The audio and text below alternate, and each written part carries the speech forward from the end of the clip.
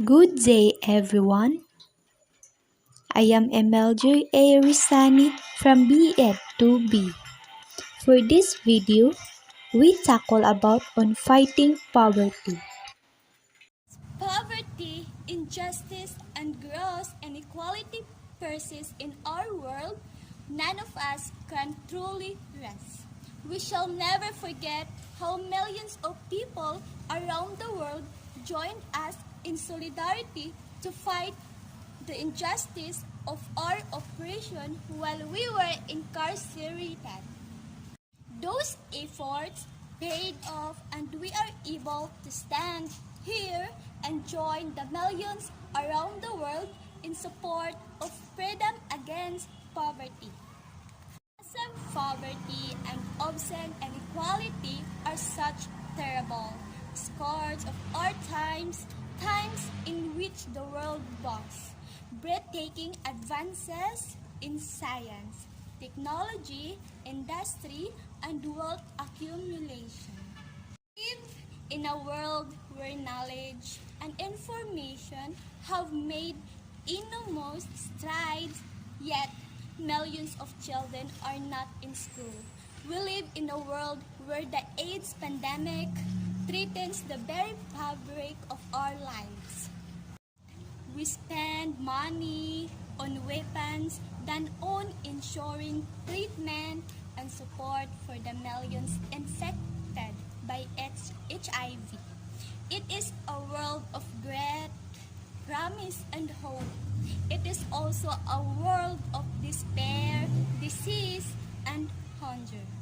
Overcoming poverty is not a gesture of charity. It is an act of justice.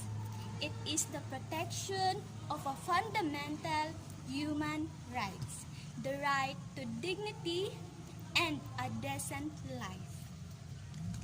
Poverty and persists, there's no true freedom.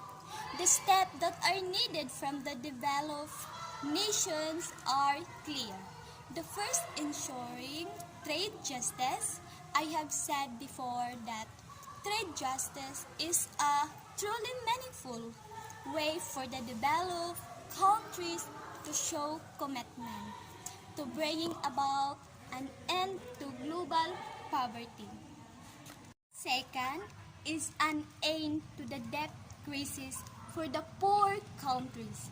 The third is to deliver much more aid and make sure it is of the highest quality. Today, we face a problem. It's not new one, but an enduring one. According to the United Nations, poverty in our world is still a very real and distressing problem. Based on their annual report, over 40% of the poorest people in our world live with less than $2 a day. You may wonder who exactly these people are and maybe think about all these poor people in Africa. You may take pity on them, but many believe puzzled on what exactly you can do to help. But what is poverty was a great deal closer to your home than you thought possible. When you face with this reality, it is clear that we have a great challenge. Institutions which aren't working as they're supposed to change of our government, who is not making the hard choices or even the right choices to help transform our society. But most important, we must change our attitudes. Eliminating poverty is too big a problem for just a minority. In accordance with this declaration, we must do everything in our power to eradicate poverty. The eradication of poverty is a necessary first step towards the eradication of social problems and violence. We must not look at poverty as fragmented or isolated problem, but most instead look at it as the root of many other social problems.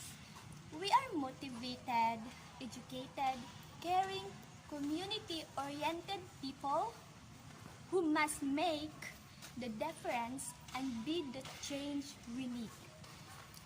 We must take action and pressure our government, corporation, industries, private capital, everyone who can be our ally in this fight against poverty.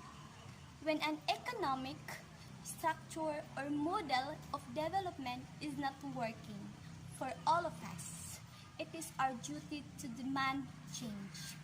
I want to leave all of you with one final thought, said by a very famous revolutionary: be the change that you want to see in the world. That's all. Thank you.